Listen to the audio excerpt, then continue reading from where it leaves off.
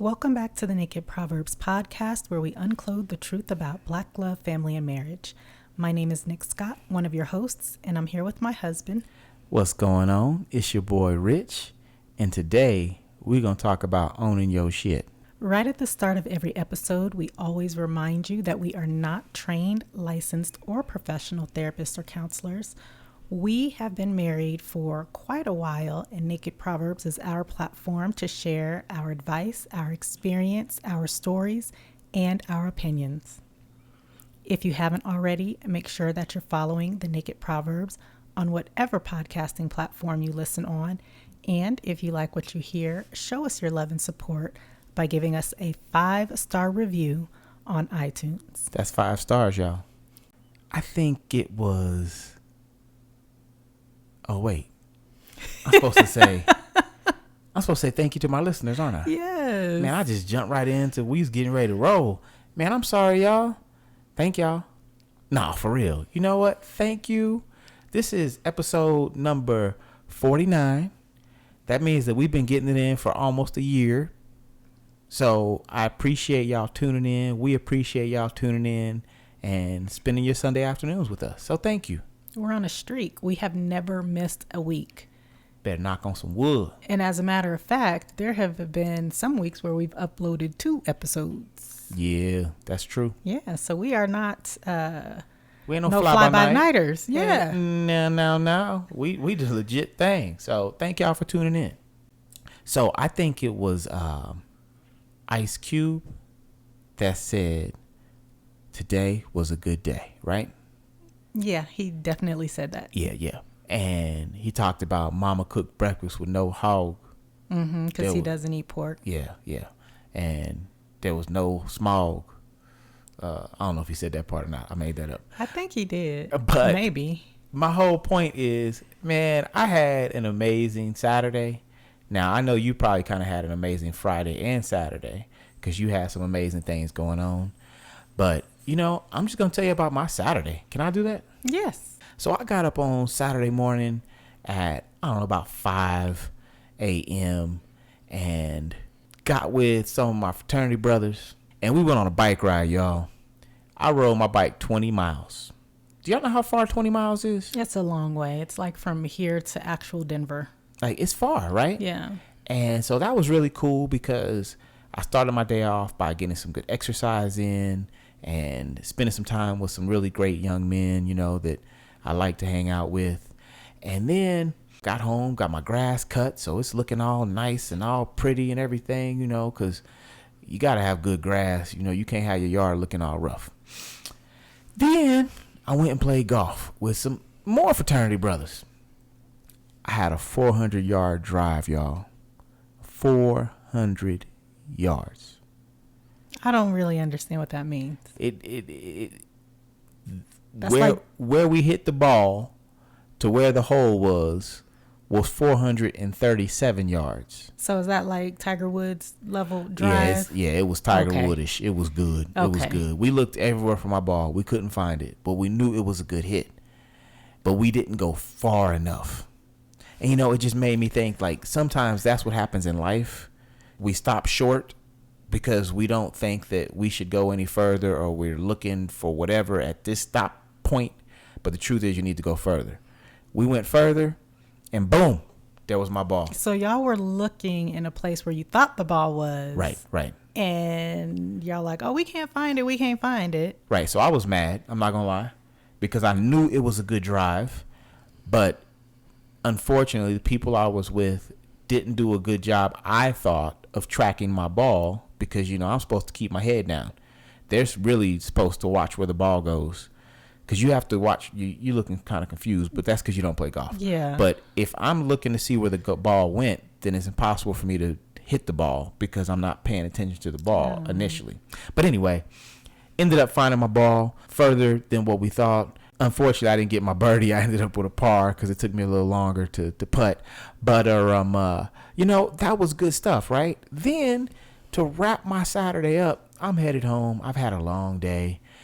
And my wife says, well, your daughter wants to spend some time with you. And I have to say, you know what? Having teenage daughters that have their own lives, have jobs, have stuff they doing. It's really rewarding as a parent and as a father to hear that your child wants to spend some time with you. And especially since I know she's about to head off to college, and we're not going to have time to hang out like we do now. So, like I said, yesterday was a good day. My weekend was good. That's all you got? Yeah. So Friday was, let me rewind just a little bit and to give a little bit of context to what's going on.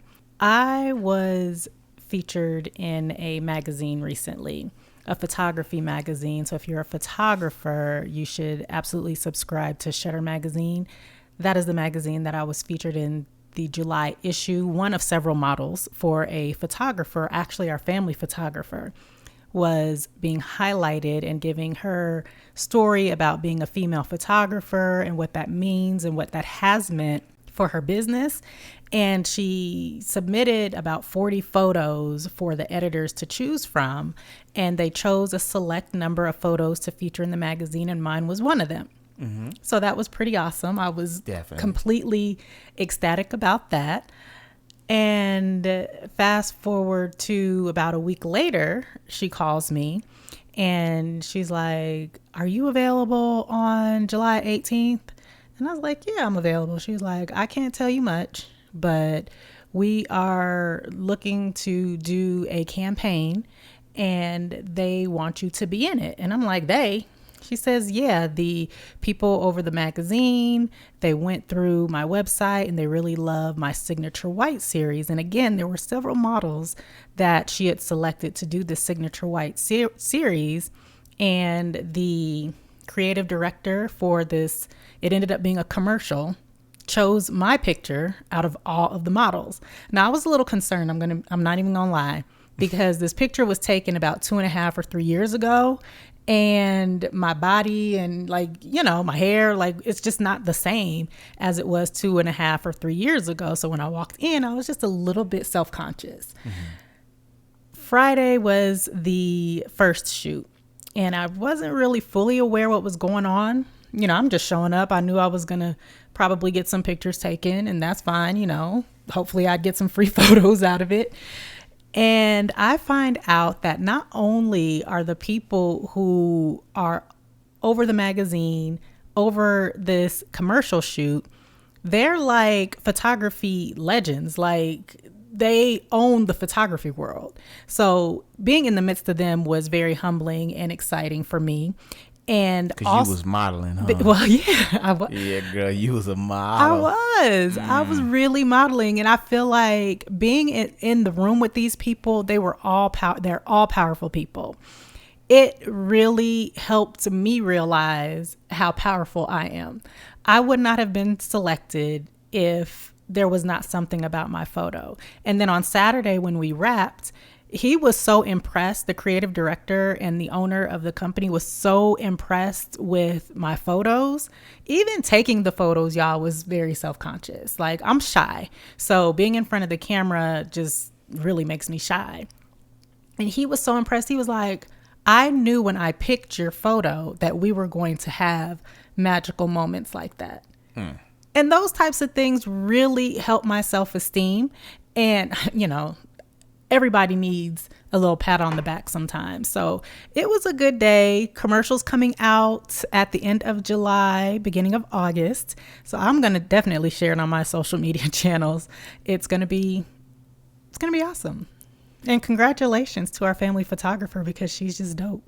Yeah. So like I said, today was a good day, and it wasn't really today, but yesterday, the day before. And really for me, I think, because I did have a low moment this week where I was just like down on myself and frustrated about some things.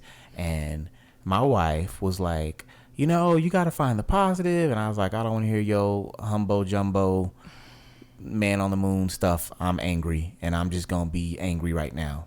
But because I have a wife that helps me realize that you have to see the good in all things and you have to find the positive, it really helped me get out of my funk and then be able to have such an amazing day, right? Because if you're just in a funk and all you're doing is seeing the funk and you refuse to see anything positive, then you could have positive things happening in your life and you don't even see them. When we started our podcast, we gave our traditional introduction of our names and everything. And then I said, today we are going to talk about owning your shit. So let me just make this clear, because we ain't talking about wealth building or legacy, which is something we talk about often, right? Because it's important. Much, or all the time. We talk about it often because it's important. But there are other things that are just as important in your marriage and for your family. So today we are not talking about wealth building or legacy building. We talking about owning your shit, though. Mm-hmm. So what we're talking about is the words that you use with your family, with your children, with your wife, your spouse, your husband. Those words matter. You need to watch the words that come out of your mouth. That's the bottom line. A lot of times in situations when we're dealing with our spouses and our children, and let's be honest, those that are closest to us, we feel like we can abuse them with our words and they're just going to forgive us and, excuse it. And that's not necessarily always the case. When we get into an argument, or you get into, like even the other day, like I said earlier, I was frustrated, right? And I could have said some things that could have been hurtful or rude. Or You did. Did I? You did. To you? Yeah, you did. I'm sorry. You hurt my feelings. Did I really? It's fine. No, it's not fine. I mean, I'm over it. That's what I mean. It's fine. Oh, well, I'm sorry. I didn't realize that I said some things to hurt your feelings. Thought I was talking about myself, and maybe when I was talking about, your mumbo jumbo, I didn't want to hear it. I can see how that could be kind of hurtful. But my point is, we can get, and it can even be like what you just said. Like, I'm thinking that I didn't say anything because I try to be more mindful of what I'm saying, because in the past I have not been. And I've said some very hurtful things to my wife, to my children, and I've had to go back and apologize. Now, just because I apologize doesn't mean that all of a sudden everything is peachy, cream and everybody's happy. But that also doesn't mean that you shouldn't apologize. That's right, because being in your feelings or being mad or whatever you're feeling attacked or however you feeling, does not give you permission. I'm going to say it again. Being mad, being in your feelings, being whatever you feeling at that moment does not give you permission to say whatever you want to say, how you want to say it. Because the truth of the matter is, and the fact is the impact of those words are going to have a much longer lasting effect and impact than your apology. Like, great, you're apologizing, but I'm still hurt. I'm still healing. I'm still trying to figure out and process how you could even muster up those words to say to somebody that you love. But I mean, some of that is because you're a slow processor. No. I mean, like, everybody doesn't have to slowly process what's been said to them. No, words hurt.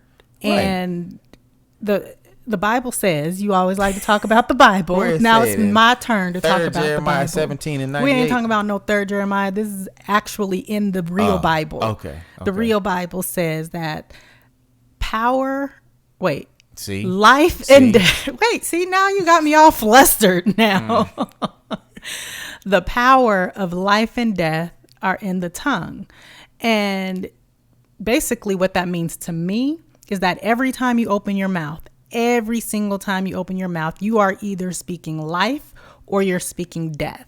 And if you are not conscious enough or self-accountable enough to stop and think before you speak, then you probably should just be quiet. I think that that's hard, right? Because when you are in your emotions, you can, like you said earlier, especially with people that you love or that are closest to you, say things that can be hurtful because you know just about everything about someone that's really close to you. So it's easy to grab something and say, well, you know what, or whatever that looks like.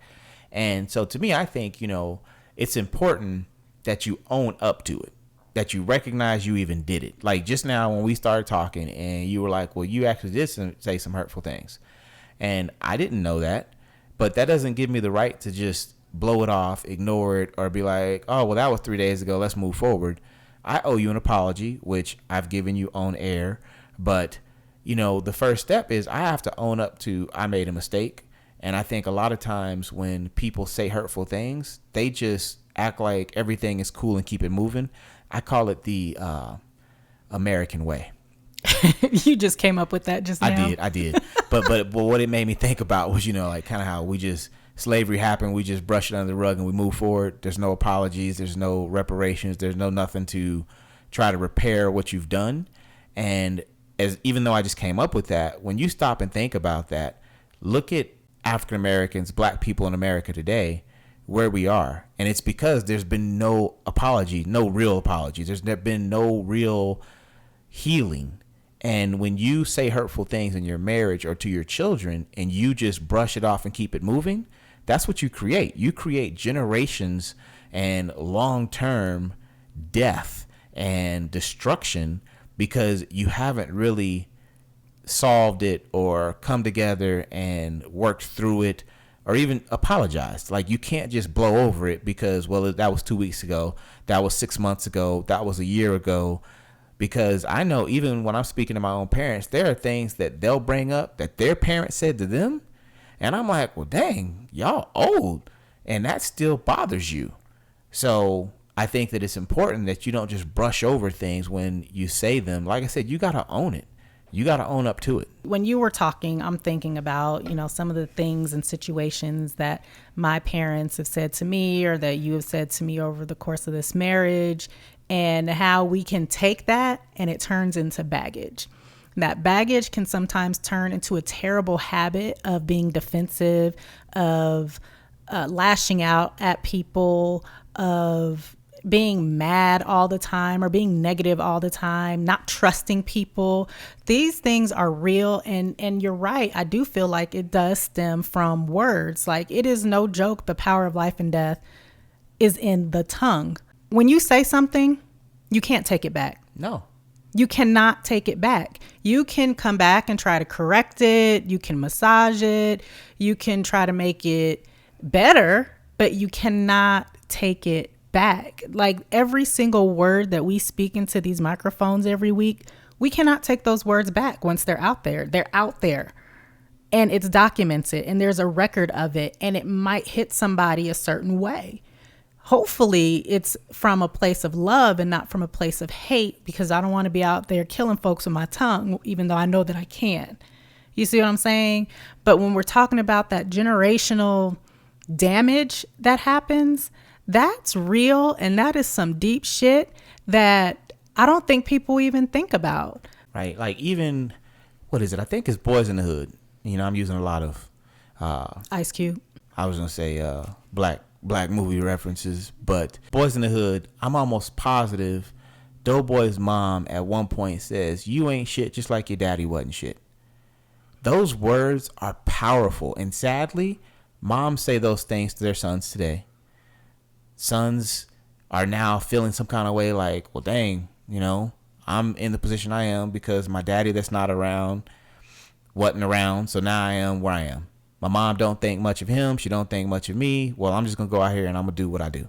And so it's like, we see these movies or we see these things happen and we don't think much about it. But the truth is, those things actually happen in real life. They're damaging and they're not bringing life. They're not speaking life. They're not speaking love. So you really need to stop before you say anything and think about, like, is this love? Is this going to build up my marriage? Is this going to build up my spouse? Is this going to encourage my child? Is this going to launch them into whatever it is they're going to do? Or is this going to tear them down? Is this going to defeat them? Is this going to hurt them? As adults, we have the responsibility to know when to say when. We know when we're going to be mad and angry, and when we get to that point of saying things that are going to be reckless and hurtful and dangerous to our loved ones. So it is up to us to set that standard and that threshold in our marriages for our spouses and for our children. We can't be so immature emotionally and psychologically that we just let our frustrations and anger and whatever feeling it is get the best of us. we're grown. Like grown people, you need to be grown people.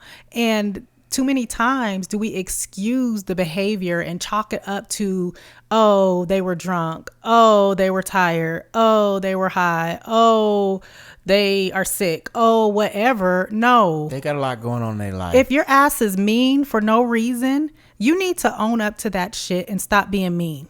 We focus a lot on marital relationships, husbands and wives, but parents, understand that you can be wrong. You can be 40, 30, 28, 50, whatever your age is, and be wrong when you're dealing with your children. And you need to be able to own up to that, come to them humbly and say, you know what? I was wrong, son. I was wrong, daughter. I'm sorry. Please accept my apology and let me explain to you what I did that was wrong. I read something yesterday on Facebook, I think it was. It was a post. And this person was like, with all the corona stuff going on and the mask having to be worn and everything, I snapped on somebody today and I was wrong. And they were like, they were about to buy some donuts. The person asked them, I think, did they have a mask? They basically went off like, I don't need to wear no mask, because they were thinking from the standpoint of, you're trying to take my freedoms, right? Whatever that means when somebody says you can't wear a mask, or you need to wear a mask, whatever. But they went off on this older woman and basically left without buying a donut, drove off. Well, they were feeling some kind of way. Like their energy was off, their spirit wasn't feeling right. And they said they turned around, went back, and their children saw all this.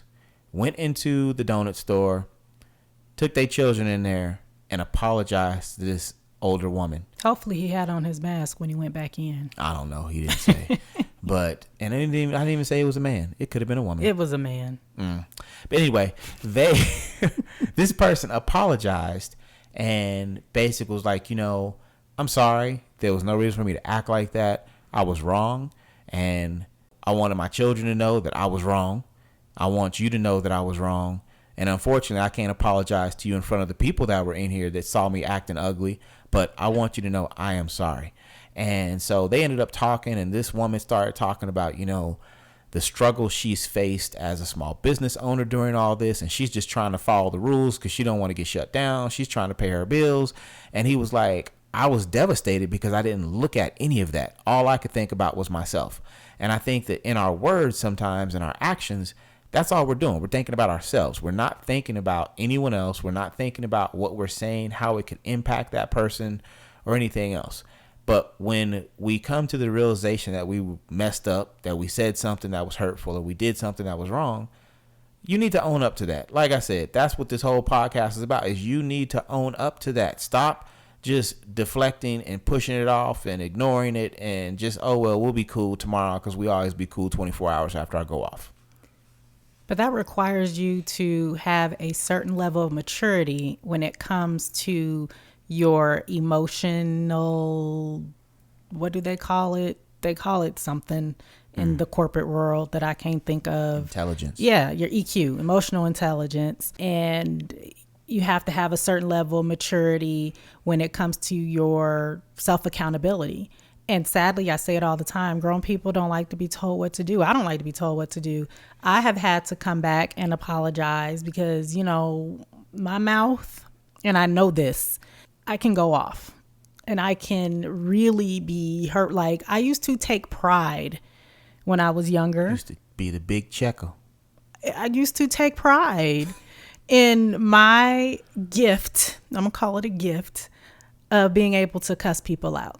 Like I can cuss people out and make them cry. And I know that I can do that. I'm a little lady, but I have like a big aura around me. And I used to take pride in that. And I have had to come back once I matured and grew out of that and realized that that's not cute and that's not becoming and that's not classy. It's actually tacky to behave and run around and talking to people crazy all the time. But as recently as I can remember was at Thanksgiving when I had to come back and apologize to my brother-in-law.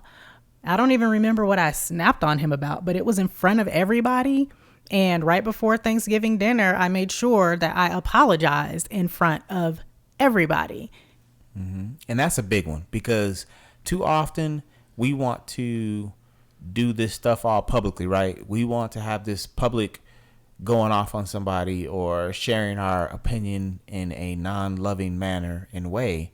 And then we want to, because now we feel bad about what we've done, we want to go off in the corner and be like, hey, I'm sorry about what, That's cowardly. No, if you was big and bad enough to be out on the mountaintop screaming at somebody, well, you need to be back on that same mountaintop apologizing to somebody. Like, if you can talk crazy to your spouse in front of the children, then you need to be apologizing to your spouse in front of the children. If you went off on your child in front of their friends, then you need to get, if their friends are willing to come back around your crazy butt, then you need to make sure their friends are there to see you apologize. Because what that does is it empowers them. It allows them to start the healing process, because now it's like, instead of me going off in front of my child's face in front of her friends or whatever, and then me coming back on the side trying to give a halfway apology, but her friends are still like, dang, remember that time your daddy went off on you? Well, they're not going to be saying that if they also saw me humbly come before my child and say, you know what, baby girl, I'm sorry. I was wrong. Like, so understand that when you choose to have other people seeing you act a fool, you also should be making the choice to have other people see you apologizing and owning your stuff. I just thank God for growth. Definitely. And processes and journeys, because I'm speaking for myself, but I know you can speak for me too. I have come a long way in this area. And I think that's important though, because we can't just focus on who you used to be. Mm-hmm. You have to understand that there's been growth in both of us in our marriage. Mm-hmm. And so that doesn't mean that there's not going to be some opportunities to trip up and fall and stumble, but let's not get stuck in the past. Let's continue to move forward. And I think that's important, because maybe you have a spouse that in the past has snapped on you, and maybe they didn't apologize, and maybe they didn't do the things we've talked about, right? But they've done better, and they've been doing better for a minute. Recognize that. Don't hold them in that place. Don't hold them in that place. That is one of those pitfalls in marriage that people don't recognize. And especially if you were married young, the way that we were, it's easy to say and to get comfortable and leave that person in that place, and they've far outgrown that place. That was good. I like that one. Yeah, you brought that up. If you are one of those people that may say things or do things to those that you love the most, those that are closest to you, your spouse, your children, own up to it, apologize, and most importantly, change your behavior. Because you can apologize all day, but if you're going to keep doing the same thing, that apology doesn't mean anything. So you have to change that behavior. And if you don't know how to change that behavior, because I'm reading a book right now talking about habits and how basically we do things because we've done them so long that they just become habits. So maybe you are someone that just snaps on people, the drop of a dime, and you don't even know why. Well, get some counseling, get some help, read some books, like really work to be better. If you want to be a better husband, then you have to work to be a better husband. If you want to be a better wife, it doesn't just happen because you want it. You actually have to take the steps to make it happen. Thanks so much for tuning in to this week's episode of the Naked Proverbs podcast. We truly want you to have a happy marriage. We want you to thrive in your marriages and indulge in your spouses on a regular basis. Don't forget to follow the Naked Proverbs on whatever podcasting platform you listen on. And we will talk to y'all in week number 50. Yeah, it's number 50, baby. Number 50. Peace.